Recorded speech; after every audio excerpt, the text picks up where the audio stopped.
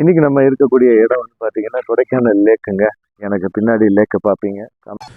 பார்த்தாலே தெரிகிறது. தெரிகிறதா? கம்ப்ளீட் வியூ உங்களுக்கு கிடைக்கும்.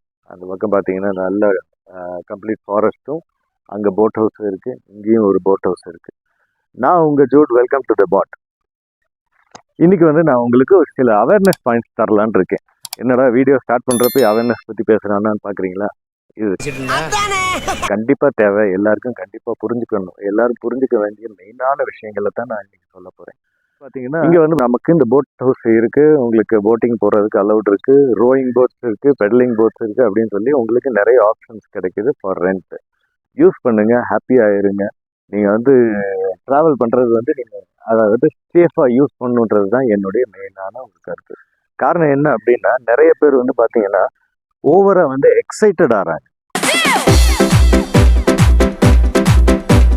ஓவர் எக்ஸைட்மெண்ட் ஆறப்போ வந்து பாத்தீங்கன்னா நிறைய அன்னெசரி அன்வான்ட் திங்ஸ் பண்றாங்க. அப்படி அன்வான்ட் திங்ஸ் பண்றது வந்து பாத்தீங்கன்னா அவங்களுக்கு மட்டும் பாதிப்பா இல்லாம அடுத்தவங்களுக்கும் அது வந்து பாதிப்பை கொடுக்கும். அதனால இதெல்லாம் வந்து நீங்க வந்து ஸ்டாப் பண்ணணும். நீங்க வந்து என்ஜாய் பண்றதுக்கு வர்றீங்க அப்படின்னா என்ஜாய் பண்ணுங்க. ஆனா ஓவர் எக்ஸைட்மெண்ட்ல தயவு செய்து ராங்கான விஷயங்களை பண்ணிடாதீங்க. அது வந்து நிறைய ப்ராப்ளம்ஸை காஸ் பண்ணுது, நான் ஏற்கனவே சொன்ன மாதிரி. ஸோ இதை தவிர்த்துருங்க.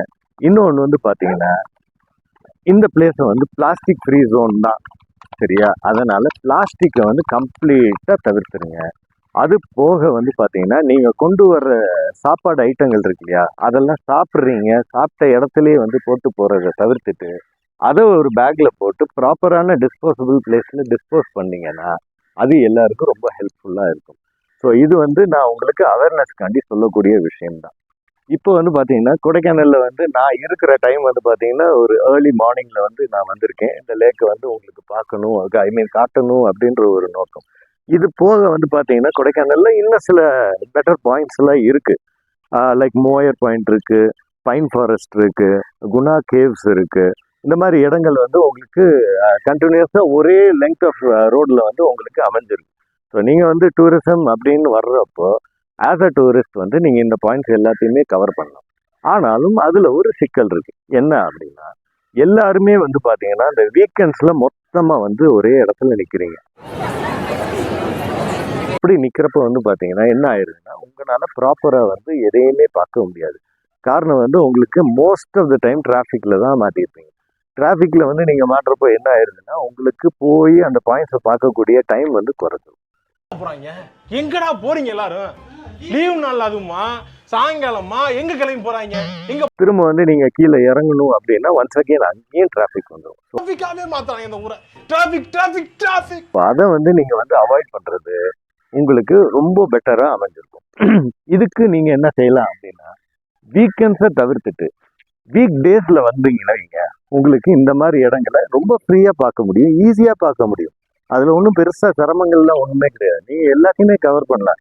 நீங்க வீக்கெண்ட்ஸ்ல வந்தா உங்களுக்கு இங்க என்னென்ன கிடைக்குதோ அது வீக் டேஸ்லயும் அவைலபிள் தான், இல்லைன்னு கிடையாது. ஹார்ஸ் ரைடிங் இருக்கு, போட்டிங் இருக்கு, சைக்கிளிங் இருக்கு, எல்லாமே இருக்கு. அது த்ரூ அவுட் த இயர் வந்து அவைலபிள் தான்.